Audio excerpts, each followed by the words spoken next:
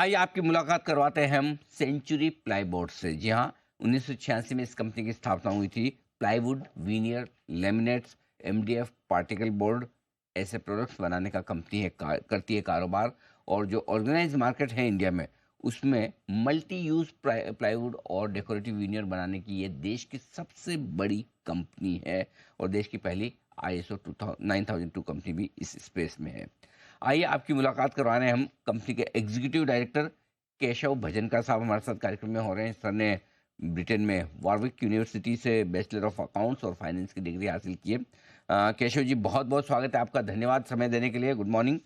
शुरुआत करता हूँ आपकी पहली तिमाही का जो कॉल हुआ था नतीजों के बाद, उसमें दो तीन चीज़ें आपने बताई थी कि एक, इंडस्ट्री को थोड़ी ग्रोथ की चिंताएं हैं, दूसरा रॉ मटेरियल आसानी से नहीं मिल रहा है, और तीसरा प्राइसिंग प्रेशर है। ये तीन समस्याएं तब से लेकर अब तक कितनी कम हुई है, दूर हुई है या बढ़ी है सर, जरा समझाएं। Good morning. धन्यवाद मुझे शो पे बुलाने के लिए। देखिए, इन तीनों में से चुनौतियां तो हर इंडस्ट्री में रहती हैं, लेकिन डिमांड के फ्रंट पे जो हम देख रहे हैं कि डिमांड रिवाइवल अब दिख रहा है। जैसे आप जानते हैं, real estate, residential real estate sector in particular के अंदर डिमांड अब अपटेक हो रहा है।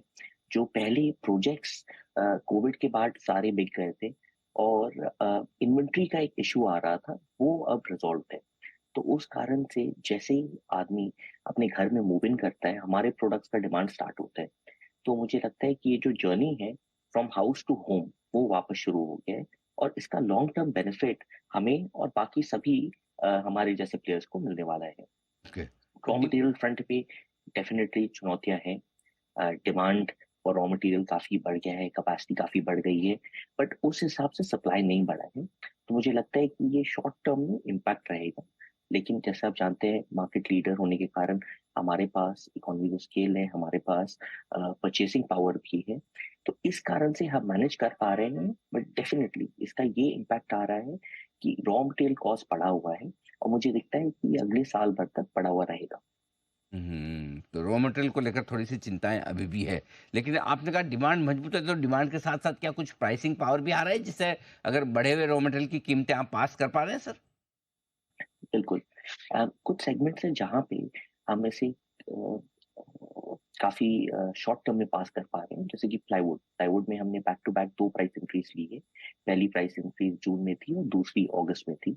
लैमिनेट में भी हमने एक प्राइस इंक्रीज किया है अगस्त के अंदर। तो मुझे दिखता है कि इन दोनों सेगमेंट्स में प्राइसिंग पावर है, और हम रॉ मटेरियल की कॉस्ट इंक्रीजेस को पास ऑन कर पा रहे हैं। But MDF and particle board में थोड़ा प्रेशर अभी भी है। मुझे दिखता है कि अब बॉटम आउट हो चुका है, यहाँ से प्राइसेस बढ़ेंगी ही, लेकिन इसमें थोड़ा समय लग सकता है। हम्म तो केशव जी, फिर क्या आपको लगता है कि मार्जिन से जो 11% पर है आपके हैं, क्या यही मेंटेन रह पाएंगे या फिर इसके नीचे जाने का डर है, या सुधर के वापस 15% की तरफ यात्रा कर सकते हैं?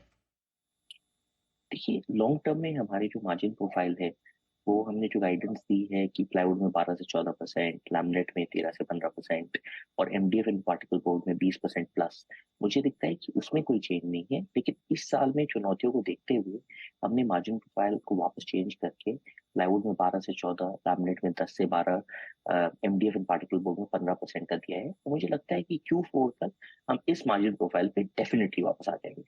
ओके, चलिए, चौथी तिमाही तक मार्जिन्स बेहतर होने की उम्मीद है। अब आप कह रहे हैं कि डिमांड तो अच्छी है, डिमांड में कोई इश्यू नहीं, तो फिर क्या कैपेसिटी यूटिलाइजेशन आपका परफेक्ट चल रहा है, या और नई कैपेसिटी लगाने की ज़रूरत है, उसको लेकर क्या प्लान्स है? अम, देखिए, हमने अभी अपने सारे सेगमेंट्स में एक्सपैंड किया है। जैसे आप जानते हैं, हमने आंध्र प्रदेश में काफी लार्ज प्रोजेक्ट लॉन्च किया है, जो हमारी हिस्ट्री में हमारा सबसे लार्ज प्रोजेक्ट है। तो इसकी वजह से एमडीएफ में हमने काफी कैपेसिटी बढ़ाई है। लैमिनेट में भी आंध्र प्रदेश में हमने कैपेसिटी बढ़ाई है। पार्टिकल बोर्ड में हमारा नया प्लांट चेन्नई में आ रहा है, तो अभी पार्टिकल बोर्ड में कैपेसिटी कंस्ट्रेंट है। लेकिन Q4 से जब अपना प्लांट शुरू हो जाता है, उसके बाद हमारे पास एम्पल कैपेसिटी रहेगी। और प्लाईवुड में हम अपने सारी फैक्ट्रीज में green field brown field growth तो कर ही रहे हैं, लेकिन ग्रीन फील्ड एक कैपेसिटी हम ऐड करेंगे। वो कहाँ ऐड करेंगे, वो निर्णय अभी भी पेंडिंग है। ठीक बात है। सर, बहुत बहुत धन्यवाद आपका समय देने के लिए और विस्तार से अपनी थैंक कंपनी यू। के बारे में, इंडस्ट्री के बारे में हमारे दर्शकों को बताने के लिए। Thank you so much sir, बहुत बहुत शुक्रिया आपका। आइए बढ़ते आगे, और अब कुछ और बेहतरीन एक्शन आपके लिए बनता हुआ दिख रहा है। शॉर्ट टर्म पिक्स भी